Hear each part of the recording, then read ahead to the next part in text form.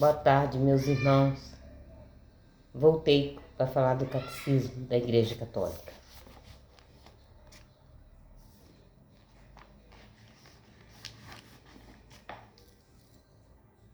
São 3h25.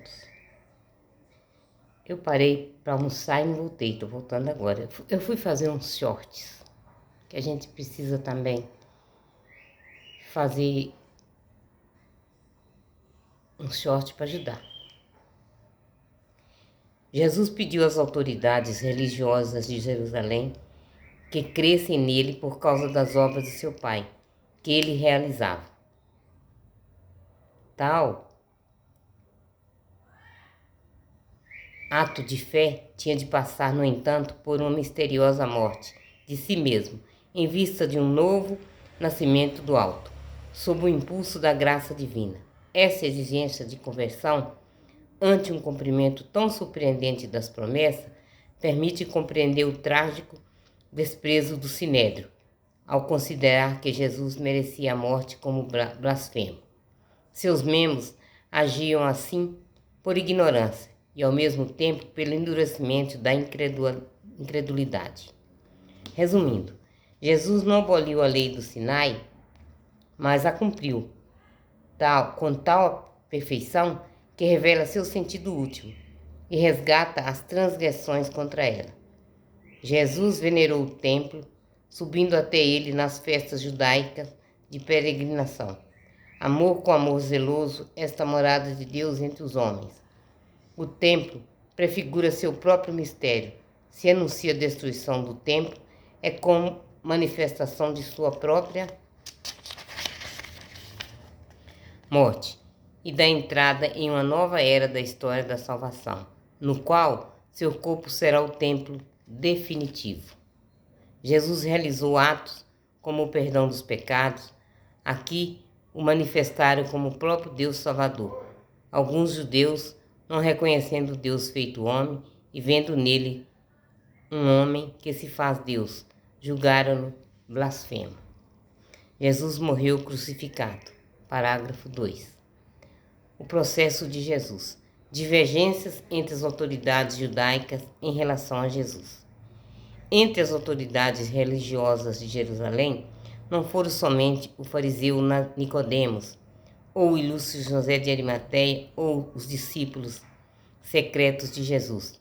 Durante muito tempo, houve divergência acerca de Jesus. O povo, de às vésperas de sua paixão, São João pode dizer que muitos passaram a crer nele, ainda que de forma bem imperfeita. Isso não tem nada de surpreendente, se levarmos em conta que no dia seguinte a Pentecoste, um grande grupo de sacerdotes judeus aderiu à fé, e que alguns da seita dos fariseus haviam abraçado a fé, a ponto de São Tiago poder dizer a São Paulo: há milhares de judeus que abraçaram a fé, e todos são fiéis observantes da lei. As autoridades religiosas de Jerusalém não foram unânimes na conduta a adotar em relação a Jesus. Os fariseus ameaçaram de excomunhão os que os seguiam. Aqueles que temiam: se deixarmos que ele continue assim, todos vão acreditar nele. Os romanos virão e destruirão o nosso lugar santo e a nossa nação. O sumo sacerdote Caifás propôs profetizando: não percebeis que é melhor um só morrer pelo povo do que perecer a nação inteira? O Sinédrio, depois de declarar Jesus passível de morte, na qualidade de blasfemador, mas tendo perdido o direito de condená-lo à morte, o entrega aos romanos e, acusando-se de revolta política, isso colocará Jesus em igualdade com Barrabás, acusado de homicídio. São também ameaças políticas o que os chefes dos sacerdotes fazem a Pilatos para que condene Jesus à morte. Os judeus não são coletivamente responsáveis pela morte de Jesus, levando em conta a complexidade histórica do processo de Jesus, manifestada nos relatos evangélicos, e qualquer que possa ser o pecado pessoal dos atores do processo, Judas, o Sinédrio, Pilato, conhecidos só de Deus, não se pode atribuir responsabilidade ao conjunto dos judeus de Jerusalém, a despeito dos gritos de uma multidão manipulada e das censuras coletivas cometidas nos apelos à conversão depois de Pentecostes.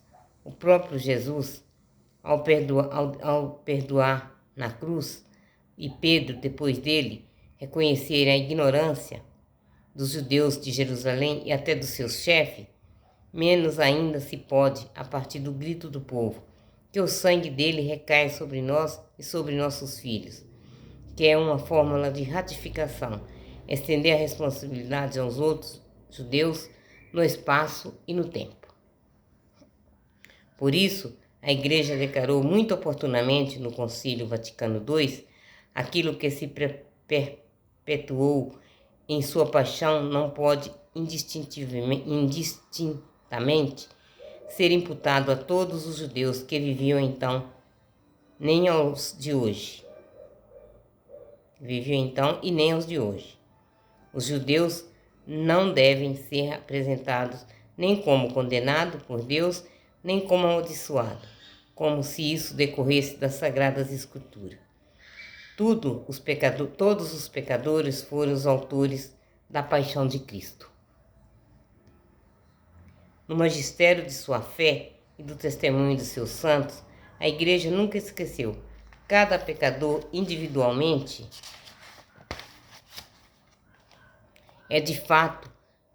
de fato causa um instrumento do sofrimento, porque passou o Divino Redentor, levando em conta que nossos pecados atingem o próprio Cristo. A Igreja não hesita ao imputar aos cristãos a responsabilidade mais grave no suplício de Jesus, responsabilidade que, com excessiva frequência, estes debitaram quase exclusivamente aos judeus. Evidentemente, são mais gravemente culpados aqueles que frequentemente recaem em pecado. Se de fato nossas culpas levarem Cristo ao suplício da cruz, aqueles que mergulharam no mal o crucificaram novamente, pois está com eles o Filho de Deus e eles o atingiu com um crime mais grave do que aquele dos judeus. Estes, de fato, se o tivessem conhecido, não teriam crucificado o Senhor da Glória. Nós, cristãos, ao contrário, ainda confessando conhecê-lo de fato, o renegamos com as nossas ações e levantamos contra ele nossas mãos violentas e pecadores. Não foram os demônios que o crucificaram, mas foste tu que fizestes crucificá-lo e ainda o crucificas, quando te deleitas nos vícios e nos pecados. Verdade, meus irmãos. A morte redentora de Cristo, o desígnio divino da salvação. Jesus entregue segundo o desígnio bem determinado de Deus. A morte violenta de Jesus não foi o resultado do acaso em um conjunto infeliz de circunstâncias. Ela faz parte do mistério do projeto de Deus, como explica São Pedro aos judeus de Jerusalém. Já em seu primeiro discurso de Pentecoste, Deus, em seu desígnio e previsão, determinou que Jesus fosse entregue pelas mãos dos ímpios. Essa linguagem bíblica não significa que os entregaram Jesus. Significa que os que entregaram Jesus tenham sido apenas executores passivos de um roteiro escrito de antemão por Deus. Para Deus, todos os momentos do tempo estão presentes em sua atualidade. Ele estabelece, portanto, seu projeto eterno de predestinação, incluindo nele a resposta livre de cada homem à sua graça. Foi o que aconteceu nesta cidade. Herodes e Pôncio Pilato uniram-se com as nações pagãs e a população de Israel contra Jesus, teu santo servo, a quem ungiste, a fim de executarem tudo o que a tua mão que a tua vontade haviam predestinado que sucedesse. Deus permitiu os atos nascidos de sua cegueira, a fim de realizar seu projeto de salvação. Morreu por nossos pecados, segundo as Escrituras. Eu vou parar, meus irmãos, porque eu tenho que fazer ainda a oração. Mais tarde, a oração da noite. Se eu continuar, não vai sobrar minuto, porque está me sobrando aqui. Não dá para ler, né? Tem 17 minutos ainda. Jesus entregue segundo o desígnio bem determinado de Deus. A morte violenta de Jesus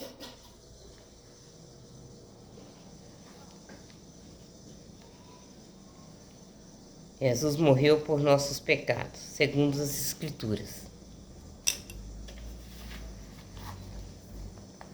Esse projeto divino de salvação, mediante a morte do servo justo, o justo, havia sido anunciado antecipadamente na Escritura como um mistério de redenção universal, isto é, de resgate que liberta os homens da escravidão do pecado.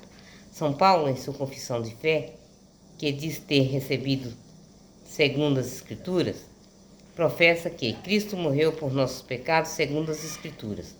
A morte redentora de Jesus cumpre, em particular, a profecia do servo sofredor. Jesus mesmo apresentou o sentido de sua vida e de sua morte à luz do servo sofredor. Após sua ressurreição, ele deu essa interpretação das Escrituras aos discípulos de Emaús e depois aos próprios apóstolos. Aquele que não conhecera o pecado, Deus o fez pecado por causa de nós. São Pedro pode, portanto, assim, formular a fé apostólica no projeto divino de salvação. Tende consciência de que fostes resgatados da vida fútil, herdada de vossos pais, não por coisas perecíveis como a prata e o ouro, mas pelo precioso sangue de Cristo, Cordeiro sem defeito e sem mancha, conhecido de antemão antes da criação do mundo. Ele foi, neste final dos tempos, manifestado em favor de vós. Os pecados dos homens, depois do pecado original, são sancionados pela morte, ao enviar seu próprio Filho na condição de escravo, condição de uma humanidade decaída e fadada à morte por causa do pecado. Aquele que não cometeu pecado, Deus o fez pecado por nós, para que nele, nos tormentos de justiça, Deus o fez pecado por nós, para que nele nos tornemos justiça de Deus. Jesus não conheceu a reprovação como se ele mesmo tivesse pecado. Porém, no amor redentor que sempre se unia a Deus, a ponto de poder dizer em nosso nome na cruz: meu Deus, por que me abandonaste? Tendo-o tornado solidário a nós, pecadores. Deus, que não poupou seu próprio Filho, mas entregou por todos nós, a fim de que fôssemos reconciliados com ele pela morte de seu Filho.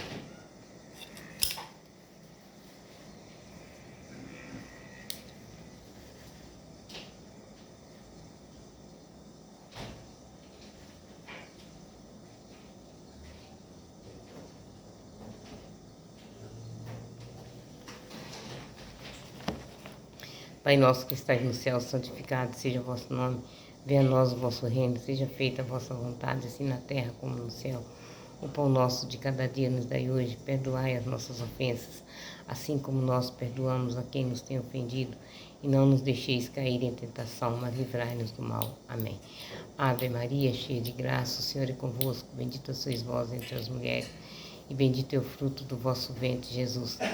Santa Maria, Mãe de Deus, rogai por nós, pecadores, agora e na hora de nossa morte. Amém. Amém a todos, meus irmãos. Fiquem todos na paz do Senhor, paz que vem do Senhor. E que Nossa Senhora, Maria, interceda por todos nós, junto a Deus Pai. Porque Maria, ela é intercessora. Nós católicos não amamos imagem, como os protestantes dizem por aí. A gente tem como símbolo sagrado, como se fosse uma foto. Ontem eu fiz um short e peguei a imagem de Nossa Senhora na mão. É uma imagem, ela não fala, ela não come. Mas nem por isso ela deixa de ser a minha mãe. Gostando os protestantes ou não, Nossa Senhora é mãe de todos eles. Assim como ela é minha mãe, ela é mãe de todos eles. Amém? Fiquem todos na paz do Senhor.